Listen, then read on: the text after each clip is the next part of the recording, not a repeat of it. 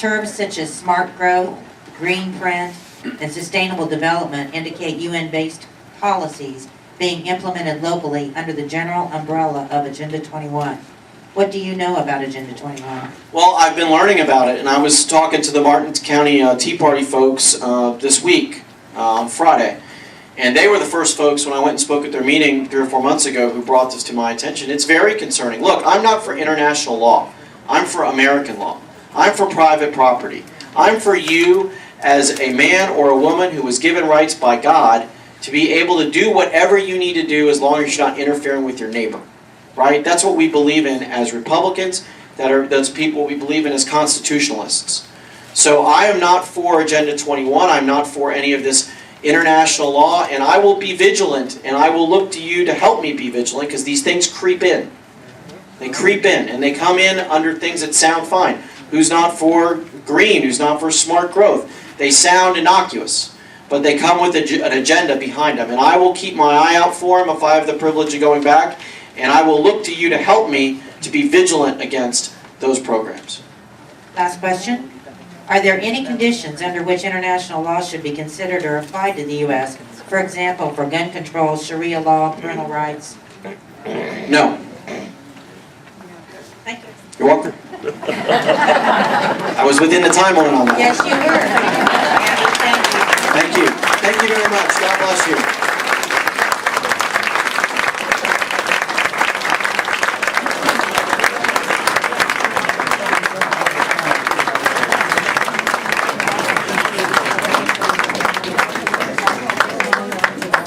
I'm going to take just a second to actually make a little announcement in between each speaker, whatever little bit of time we have.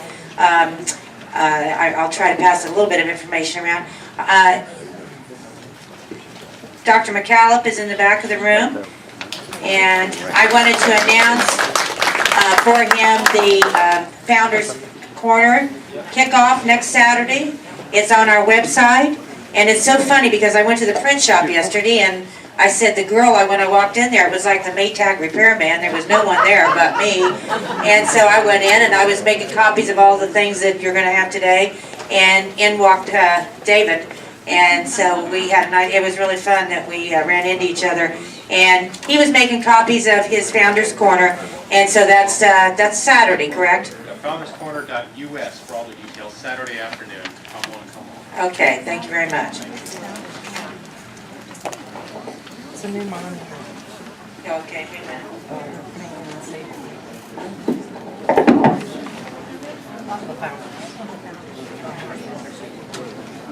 Okay, I'm going to bring in this next speaker.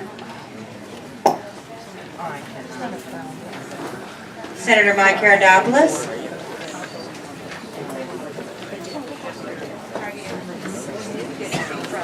I'm going to introduce you first. And I'm gonna tell him how the rules work since you were here for the opening. You'll have a 10-minute to address everyone. Yeah, you have water over there. You have 10 minutes to address everyone, and then you can move over there and sit down, be seated, and I'll ask you questions then from the floor. Pete is our timer, and he has a little sign, so you'll have 90 seconds to answer each question or less. And when you have 15 seconds, he'll give you a 15-second warning. And then we have a little bell. And so let me introduce Senator Herodopoulos. He's a father of 3 children and husband of Dr. Stephanie Herodopoulos. He is a history professor and Florida Senate president. He is co-founder of the Freedom Caucus that led the fight against tax increases in the Florida House. What's more, he championed the Smart Cap legislation that passed out of the Florida Senate in the second week of this year's legislative session. Smart Cap will ensure that government spending never grows faster than a family's ability to pay for it. Additionally, he personally sponsored the 2011 Florida Healthcare Freedom Act to protect Floridians against Washington, D.C. healthcare mandates. The Florida Healthcare Freedom Act was passed out of the Florida Senate on just the second day of the legislative session. Throughout his legislative career, he has also championed issues related to the space program and NASA, instituting transparency and accountability in state government, and identifying ways to correct and prevent the wrongful incarceration of Floridians. A graduate of Stetson University in 1992 with a BA in History In 1993, he earned a master's in history at the University of Arkansas. He has been teaching at the college level since 1993, and he represents District 26 in the Florida Senate, which includes parts of Brevard, Indian River, Osceola, and St. Lucie counties. Senator Herodopoulos.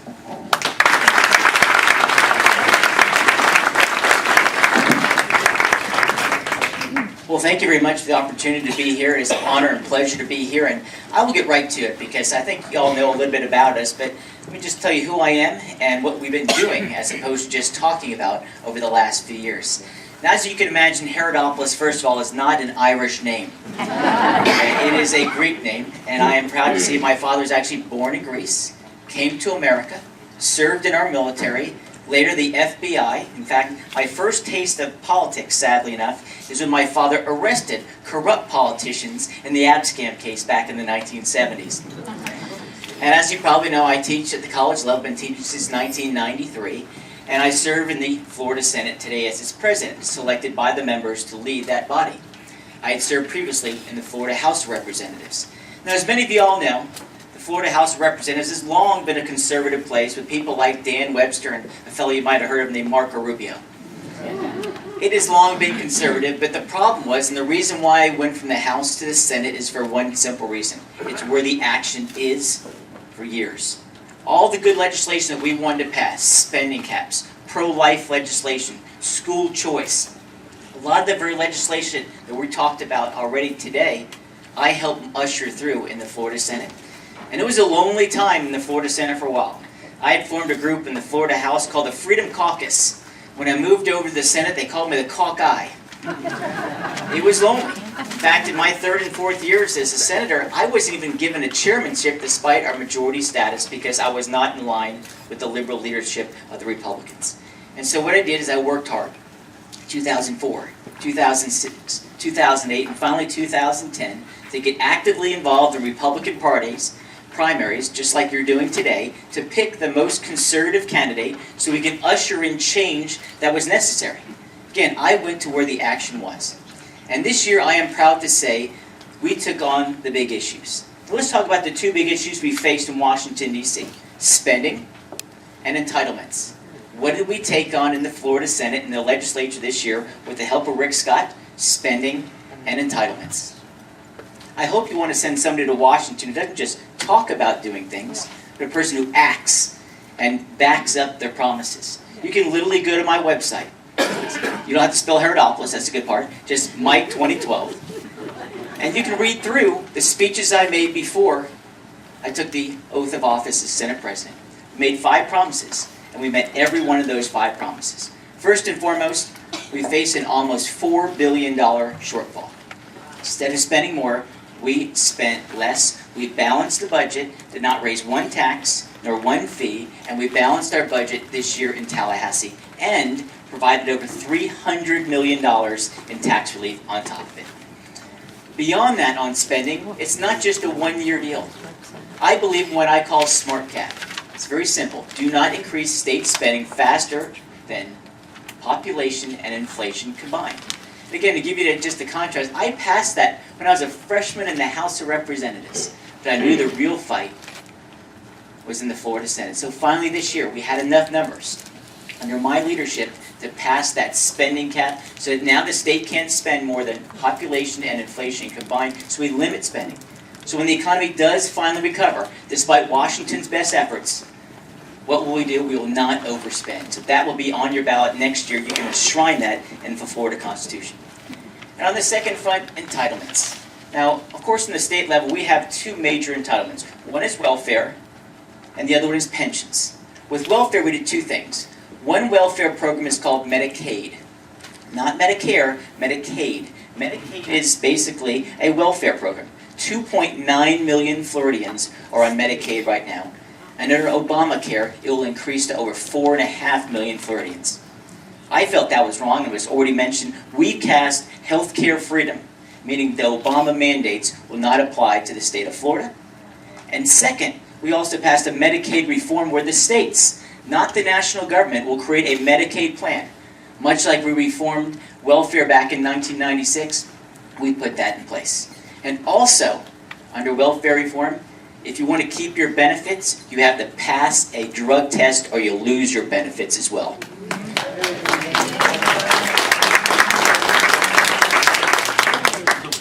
And third and finally, the idea that we worked on for years again is state workers.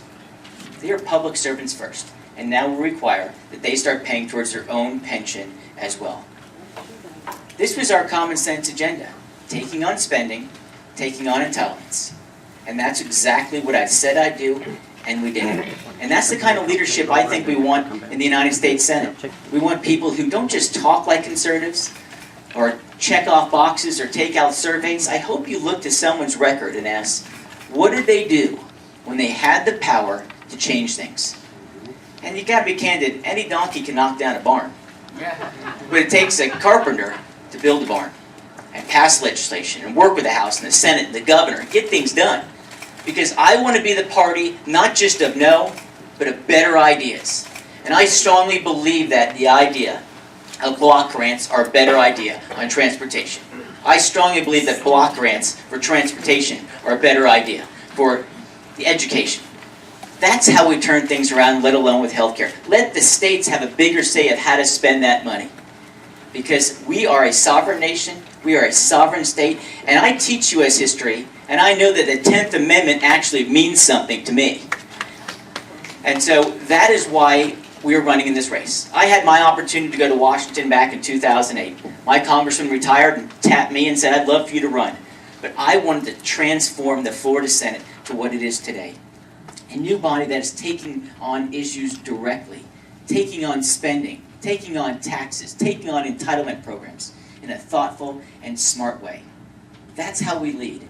Because we can't just be the party no, we've got better ideas. And I hope that is what we're going to transform. It's not just to win elections, that's important. But what's more important is restoring America to what she should be. For one simple reason as I close, I don't want to take up too much of my time, rather hear from y'all. Think about my dad's lifestyle.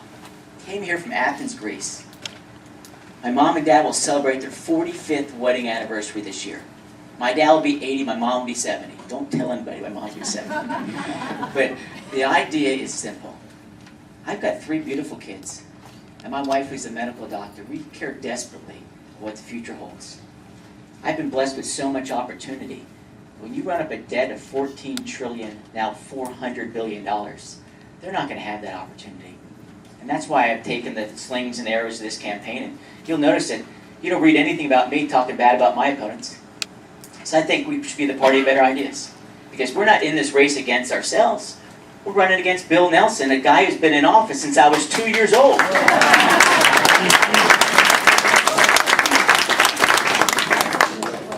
That's why I'm running. Yes, I've raised a lot of money. 25 out of $26 were not raised by PACs. They're raised by hard-working Floridians across the state. Jeff Atwater, you might know, our CFO, who you all helped. Adam Putnam, you might have helped. He's supported us. We are getting the endorsements. That's good. But you know how you win races? The same way I won my first race. When I first ran for office, our bumper sticker was real simple. What's a Herodopolis? A lot of people thought I was a sea turtle or a dinosaur. But I'll tell you what, after knocking on 25,000 doors in Brevard County, they knew who I was. And in a 6-way primary, I won by 31 points. Because you got to put that sweat equity, you got to get out on the road, just as I've done after that session concluded. We're out there every day talking to folks, listening to folks. And we're going to turn around this country with better ideas that come right from meetings like this. Because you've given up your Saturday and Sunday to do these type of things. I'm missing the NASCAR race and my kids to that.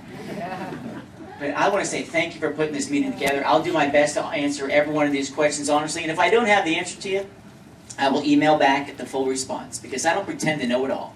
But one thing I am very good at, I got 2 ears and only 1 mouth. I use those in proportion, and I do okay. So thank you very much.